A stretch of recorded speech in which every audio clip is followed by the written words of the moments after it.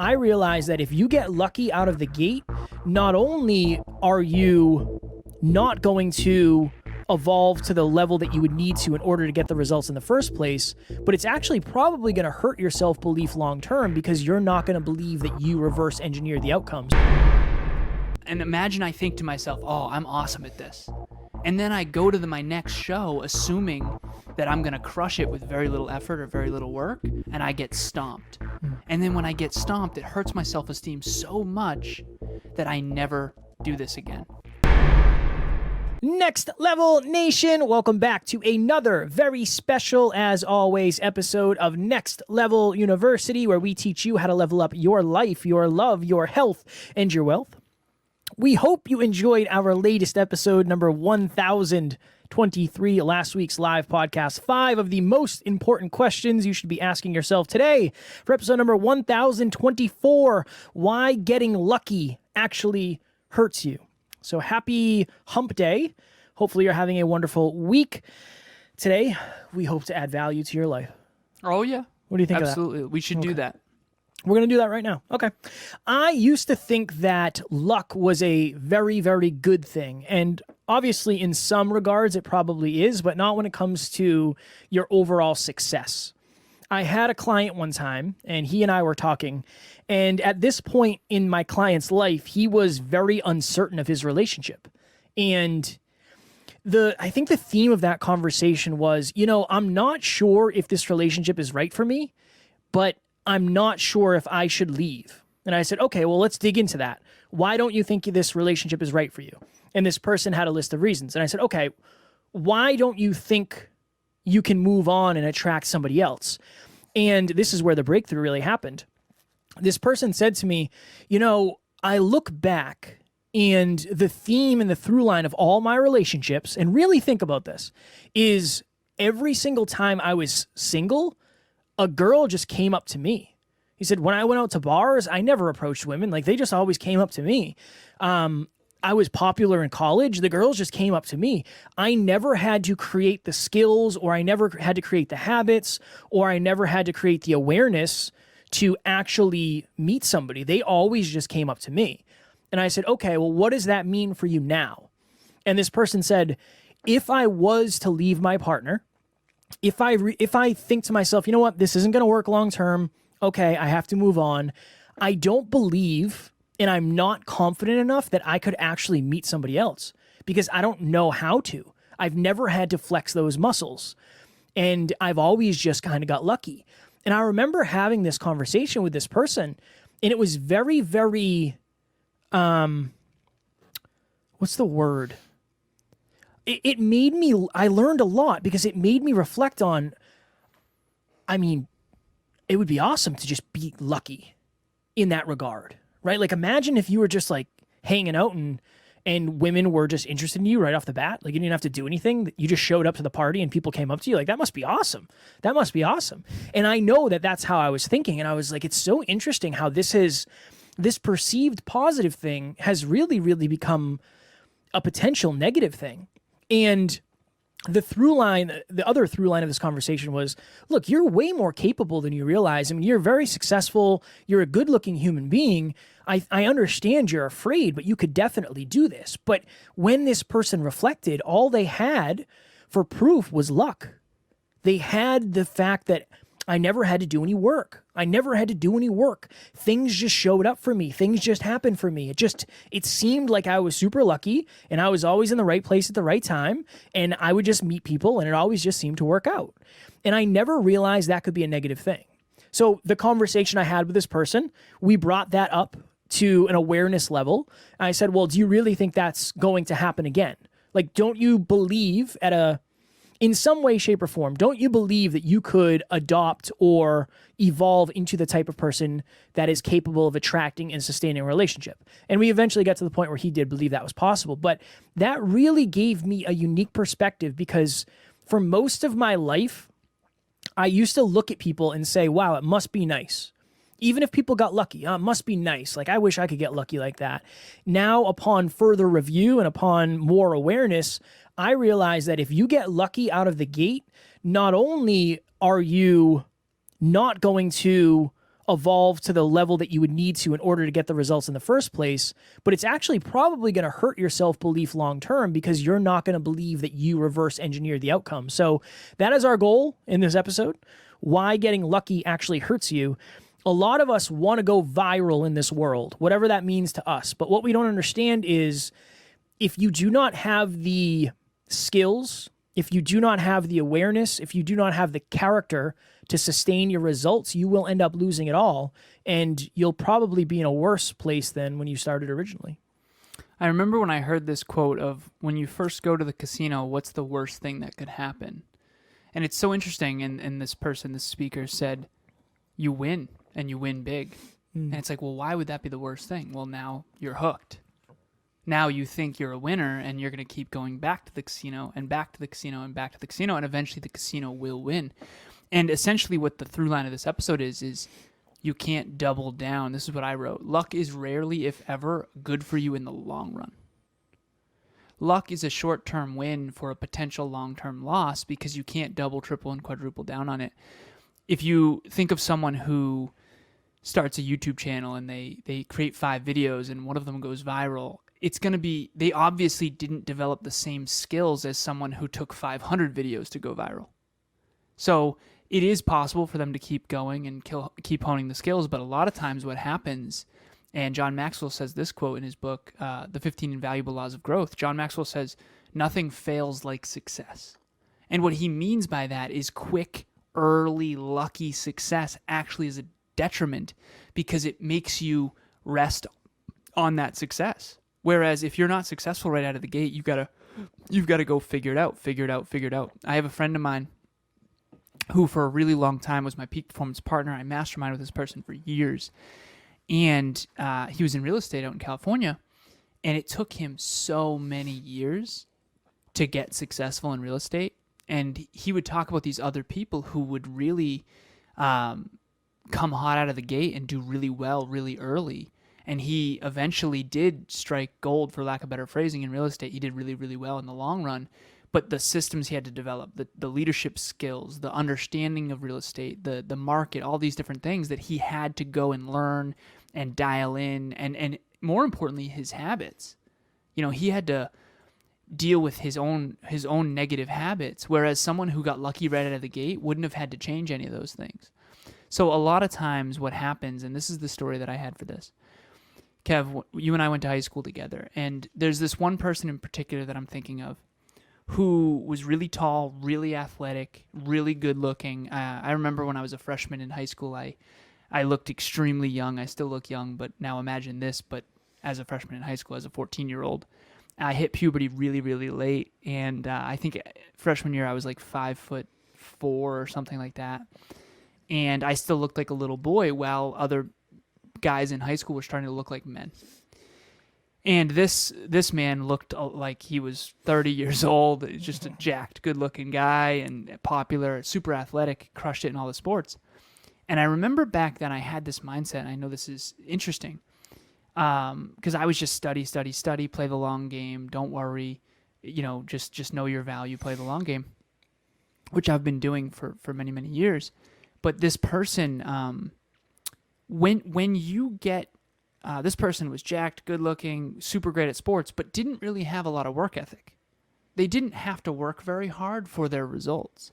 And I remember I thought to myself, even back then, like, this person got massive results for very little effort. And I remember I thought to myself, like, that's going to bite them later on in life. And this is nothing against this person, but I've since run into that person. And, it doesn't seem like things are going very well for that person. And I think one of the main reasons is genetics are not sustainable without work. And if you have really, really, really good genetics, that might serve you early on in athletics, baseball, football, basketball, whatever. But long term, you can't really double and triple down on that. And I think that that's a really good example of what this is. Because if you get a lot of results out of the gate for very little effort, what are the chances you're going to go and develop the disciplines necessary to weather the storm? And this happens, I know, Kev, you're looking at a lot of businesses. What's the name of the YouTube channel that you're watching of, like, the rise and fall of businesses? Oh, Oh, man. Businessman. Businessman.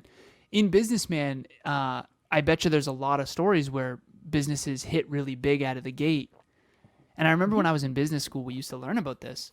Businesses that crush it really quickly in a very short amount of time, they end up growing too fast, and a lot of times they go bankrupt because they spend more money than they can sustain the earnings. And they think that when you get that much of a win really quickly, you start to believe that you're the reason why you're winning, rather than, oh, I just got lucky. Let's make sure we shore up this luck. Yeah. And I'm sure this is in athletics. Right now I'm coaching someone who played professional baseball, and we're talking about some of the, lack of better phrasings, the one-hit wonders, the people who were first-round draft picks and genuinely ended up, not playing in the MLB very long because, maybe they didn't have the work ethic or the discipline. Maybe they had the talent, but not the other stuff that comes with it. And so whether it's genetics or whether or not it's the roll of the dice or whether it's winning the lottery but not actually knowing how to invest. And that's probably the last thing I'll say here because that's a really good analogy. Imagine you play the lottery and the very first time you buy a scratch ticket, you win $10 million. Okay, well, here's the problem. You're probably going to play the lottery a bunch more. And then if you were to play the lottery the rest of your life, you might end up broke. And most lottery winners 5 to 10 years later actually end up without a lot of money. And the reason why is because they didn't have to develop the financial acumen to sustain the long-term investments of that money. And so this is the through line, is ask yourself this question, like, where was I lucky early on? And did I rest on that luck? Where was I lucky early on? Or where am I lucky now? Or where am I not developing myself because I'm resting on my natural talent? And I think that there's another through line in this episode too, which is, what if you're on the other side of that coin? What if you feel like you're unlucky when in reality that's actually the norm? You're just looking at other people who got really lucky. I mean, Kevin and I have a YouTube channel and we have not hit any viral videos yet, but we know some people that are friends of ours that had their very first video go viral. That doesn't mean they're better YouTubers than us. I mean, in this case, I think they probably are because they kept going. But you got to be really careful. And the very last thing I'll say, Kev, is this. I remember when I told you the story about Eric Thomas, very famous motivational speaker, and Evan Carmichael's a coach and friend of ours.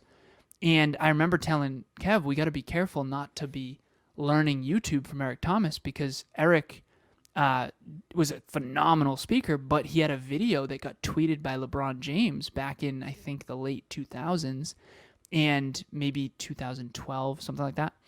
And his YouTube channel blew up, and after that, his video went viral. But you can't count on that, right? You can't double down on, hey, let's make another video that LeBron's going to want to tweet. Whereas Evan Carmichael just did 3 videos a day every day for, I think he has 7,000 videos now. And so he had consistency, and he had really reverse engineered success on YouTube. And so that's really the through line for me is luck is not repeatable. Luck is not a recipe or a strategy. Luck is actually a detriment if it comes early. And unless you're aware of it. I mean, in baseball, you thought you got lucky. And I think that belief system really affected you. Hey guys, so I wanted to jump on here and give a little bit of my experience about group coaching. So mine's been, I guess, a little bit different because I can't just say about group coaching without bringing in the whole, because it's been a really immersive experience for me. So I was just listening to a podcast that was talking about the ripple effect, and it's just so amazing how that just one little decision can just make such a huge impact in your life. And listening to the podcast was that for me, just getting that sent to me and actually listening to it, and it just kept having the ripple effect. I've not only the podcast, I threw myself into Bookclub, trying to make the monthly meetups, Facebook. It's the whole experience for me. And one reason that's kind of held me back before in just really throwing myself into it is that I kind of would get ostracized from the people that I was close to. And so I was kind of hesitant to just be like super into it because I don't want to be lonely. So this group has just really helped with that, because I not only can just get on Facebook every day and see what's been posted and kind of comment and be a part, I have group coaching that was just, I'm learning stuff, I'm applying the habits, and I have other people that's doing the same exact thing, that's struggling. You know, one of the biggest things that I think I gained from group coaching is when I went through that month of being so sick, and just knowing how I would have dealt with that a year ago versus my mindset now, going through it, and I wasn't able to do all of the habits, but I was so determined that I would just try to do as much as I could. And I just couldn't wait until I felt good enough to get back to doing all of them. And that knowledge, like that experience, that understanding meant more to me than getting 100% in the habits. And it's just so much growth. I've just seen so much growth in myself, and I am so appreciative to have the group, to have, you know, that immersive experience. And I really appreciate all that y'all do. For sure. I would say so. I got lucky pretty often if I was getting lucky, because I was pretty decent. I was very good at baseball. I wasn't world class, but I was very good. So if I was getting lucky, I was getting lucky often. Forever 21 is a great example of somebody getting lucky. That brand was a family brand for for a long time until they ended up filing for bankruptcy. But I think it's one of those things of they got lucky early on and they just kept doing it and doing it and doing it, thinking that's what made them successful. And oftentimes, to your point, Alan, that does end up being their biggest detriment. I always tell Taryn this when we watch a lot of Shark Tank. Taryn and I watch Shark Tank in bed, which is awesome. And I told her this. I said, I don't mean this with any negativity, but I said, I have such a different belief now when I see somebody who comes on here and they're like, yeah, I just came up with this one day and then I talked about it on the internet and everything sold out. And it's like, here I am now. And it's like, okay, I understand it probably didn't go that way. But if you did get quote unquote lucky, the odds of you being successful long-term are not super high because you don't know. So what is I don't know what the quote is, but it's something along the lines of, I think it was Jim Rohn. If you become a millionaire, you better adopt a millionaire mindset or whatever it is. What's the quote? You know, quote.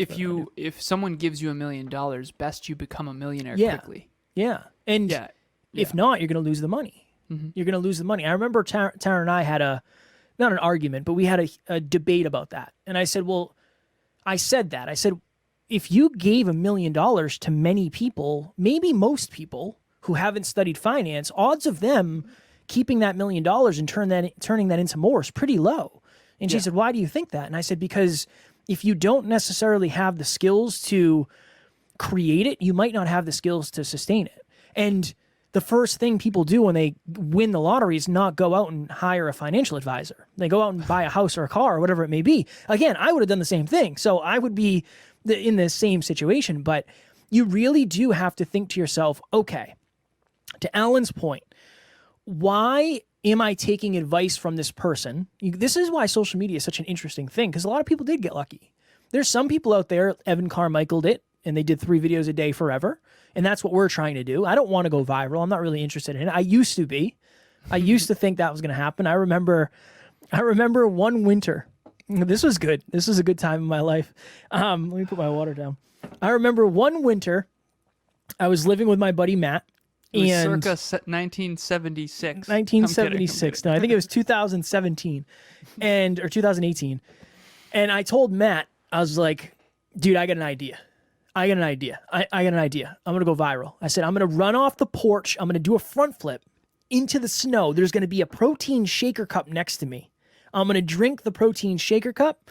It's going to be when you find out she likes she likes guys that lift. That's going to be the title of it.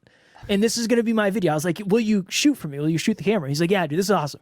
So shirt off, yeah, jacked. Yeah. Pretty jacked. I was pretty jacked at the time. Sure. And so I do it. And he's like, you sure you can like make it off the porch? I was like, yeah, man, I got this. This is fine. I got this. I'm a ninja. This is going to be fine. First shot, do it, front flip, right into the snow, land on my butt, right next to the shaker cup, open it up, drink it. I said, perfect. Let's go viral. And I spent the entire day making the video and all this. And I think I ended up getting like, I don't know, 375 views or something. And I was like, damn, all right, what's next? And to the point, if that did go viral and I became super famous, I don't know that I would have been able to sustain that. So, not right, to our point. So my question for you is, number one, what is your relationship with luck? And are you hoping that you're going to get lucky, or are you building a foundation that you can grow from, that you can put a lot of weight on, that you can build something from? I know a lot of us do rely on luck, myself included in the beginning, but now with the awareness I have and through the examples I've seen from others, people who get lucky don't always and don't often feel like they can win at the level they want to. So it might actually be a long-term detriment that seems like a short-term, whatever the positive side of detriment is. Kev, what are your thoughts? Do you feel like when you were doing the snow jumping of 2018 that you were building a really strong foundation for the future? I felt that, yes. Yeah. It's funny. I think things are a little different now, Yeah, well, I think you and I have realized, look, you and I aren't going to go viral anytime soon. And the weird duality of that is that once we gave up on that desire to have any sort of virality, I believe one day we actually will catch fire. Of course.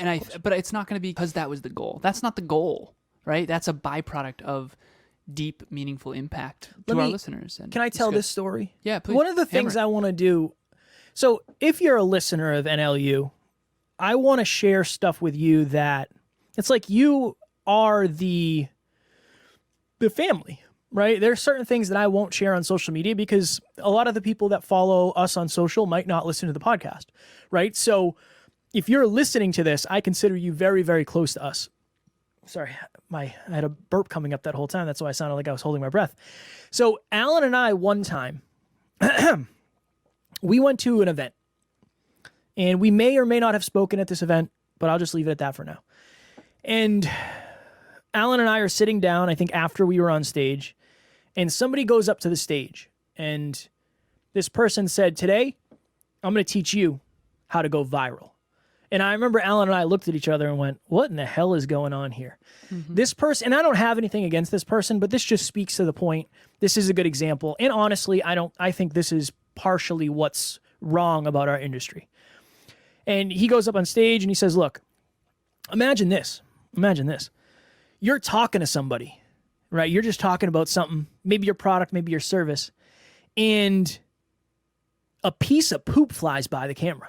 Hold on, I don't want to laugh. Imagine you're just talking about your product and then there's just a piece of shit that flies by the camera. Imagine that. That's going to go viral because it's different. And I remember after that, I was like, can't do that. I cannot be with this. I cannot even believe this person's saying this on stage. I know. I cannot believe this person is saying it on stage. And pardon my drop of the S word, but I had to use it there. And so I think that, and again, this person's doing their thing. They have their own reasons. I'm not trying to negate that in any way, shape, or form. That's just not in alignment with what we're doing. No. But that person probably got lucky. I am trying to negate that. I think that's what's wrong with the industry. It's fair. It's fair. Go ahead. But I don't want to speak. I mean, I don't want to speak against that person. I'm not trying to cause drama. But I think that it's one of those things where like you might follow that person and imagine if that's the advice you were given. Like, what do you think I should do? I would just ball up a piece of dog poop and I'd fire that thing. I'd fire that thing right by the camera. I think that's what's going to work. So that's just a little bit about this. Alan and I are I want to tell more stories that are not necessarily known. That's very behind the scenes. Very few people know about that, but that is directly what we're talking about today. I don't want to get lucky. I do not want to get lucky. I want to build something. I want to be rewarded. Let's say that. I'm not playing for luck. I want to be rewarded for the work that we have put in. And honestly, I want the same for you. If you're out there putting in work and you're doing what you feel is best and you're staying aligned, you're being consistent and you're learning and evolving and all of that, I want you to reap the rewards of that. I don't want you to get lucky. I don't want you to go viral because most of us are not prepared for that. And I would hate for that to happen to you if you're not ready for it. Kev, I got an example and then I know we got to go. Okay? I got an example. This is a good one. All right. I've done 3 fitness shows. Now imagine this. Imagine prior to my first fitness show, I've never done one before, that just no one shows up that's in any sort of good shape. It just happens, luck of the draw, most people are out of shape for whatever reason on this one event. And I win it. And I think, and this didn't happen, by the way, and imagine I think to myself, oh, I'm awesome at this. And then I go to my next show assuming that I'm going to crush it with very little effort or very little work, and I get stomped.